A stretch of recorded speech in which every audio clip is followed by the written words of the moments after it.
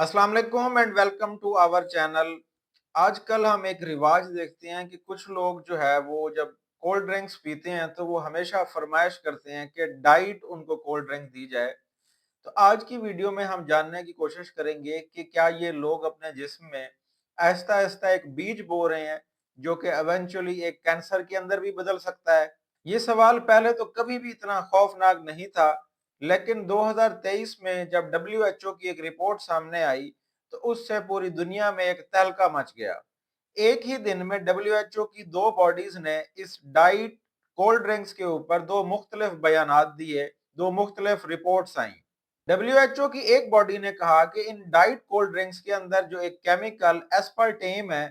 वो शायद कैंसर की वजह बन सकता है। दूसरी बॉडी जो कि आलमी इदारे सेहत डब्ल्यूएचओ की थी, उसने कहा कि नहीं, ये जो केमिकल एस्पार्टेम है ये अभी इतना नुकसान नहीं दे सकता हमारी बॉडी को। अब पूरी दुनिया में इस रिपोर्ट के बाद चूंकि दो मुख्तलिफ रिपोर्ट आई तो पूरी दुनिया के अंदर इसके ऊपर चहमे गोयां होना शुरू हो गई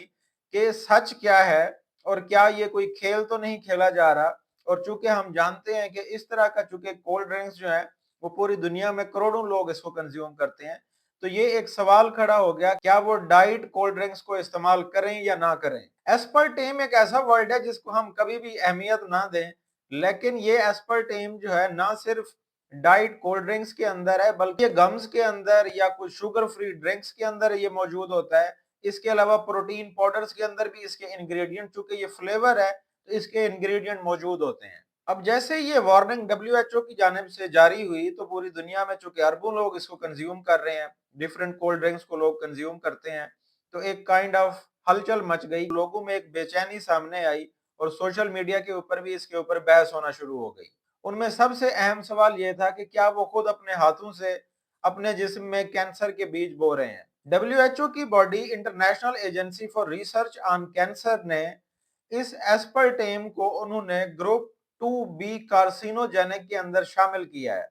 international international agency for research on cancer जो कि डब्ल्यूएचओ की एक बॉडी है और उसका काम यह है कि दुनिया में मौजूद जितनी भी चीजें हैं जो कैंसर की वजह बन सकती हैं वो उनकी लिस्ट बनाते हैं। तो उन्होंने 2023 में एस्पर्टेम को कार्सिनोजेनिक, एक ग्रुप था, ग्रुप 2B उसका नाम था, और उन्होंने एस्पर्टेम को कार्सिनोजेनिक, पॉसिबल कार्सिनोजेनिक एजेंट करार दे दिया। तो उनकी लिस्ट में एस्पर्टेम का मौजूद होना ओवरऑल पूरी डाइट इंडस्ट्री के लिए एक बहुत ही खतरनाक बात थी। इस एस्पर्टेम का इस ग्रुप 2B के अंदर शामिल होने का मकसद यही था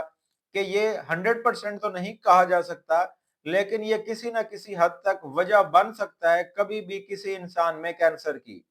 तो ये जो जुमला था कि ये मुमकिनात में से है कि एस्पर्टेम कैंसर कॉज कर सकता है, इससे ओवरऑल जो डाइट इंडस्ट्री थी, जो कोल्ड ड्रिंक्स बनाते हैं, उन सब के लिए भी ये एक बहुत ही परेशान कुन बात थी क्योंकि वो लोग इन कोल्ड ड्रिंक्स को इस्तेमाल करते हैं। उसी ही दिन एक और बॉडी जिसका नाम joint expert committee on food additives, जो कि डब्ल्यूएचओ और फूड एंड एग्रीकल्चर ऑर्गेनाइजेशन की एक जॉइंट बॉडी है, उसने उसी ही दिन एक और रिपोर्ट जारी की जिसके मुताबिक उन्होंने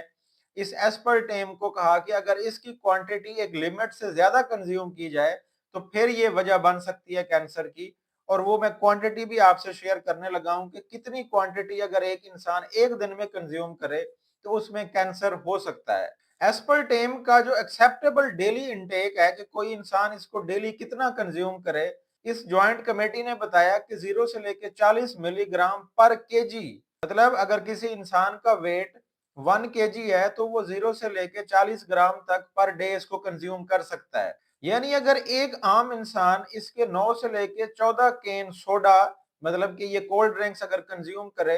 तो फिर ये रिस्क बढ़ जाता है कि उसमें कैंसर हो सकता है। तो इसलिए इसको कहा गया कि ये चूंकि इतना पीना बहुत ही आम बात नहीं है, कोई भी इंसान 9 से लेकर 14 कैन नहीं पी सकता एक दिन में, तो इसलिए इसका बताया गया है कि इसका कैंसर कॉजिंग रिस्क जो है वो नहीं है। हाँ, अगर इससे ज्यादा डोज कोई कंज्यूम कर रहा है तो उस इंसान के अंदर कैंसर हो सकता है। जैसे ही डब्ल्यूएचओ की पहली बॉडी ने एक रिपोर्ट जारी की तो उसके ऊपर सारी जो बेवरेज इंडस्ट्री है, जो कोल्ड ड्रिंक फरोख्त करते हैं, वो तो इसके ऊपर सीख पाओ हो गए और उन्होंने तनकीद करना शुरू कर दी डब्ल्यूएचओ के ऊपर। तो इस वजह से ये एक कंट्रोवर्शियल टॉपिक बन गया है कि कौन ठीक है और कौन गलत है।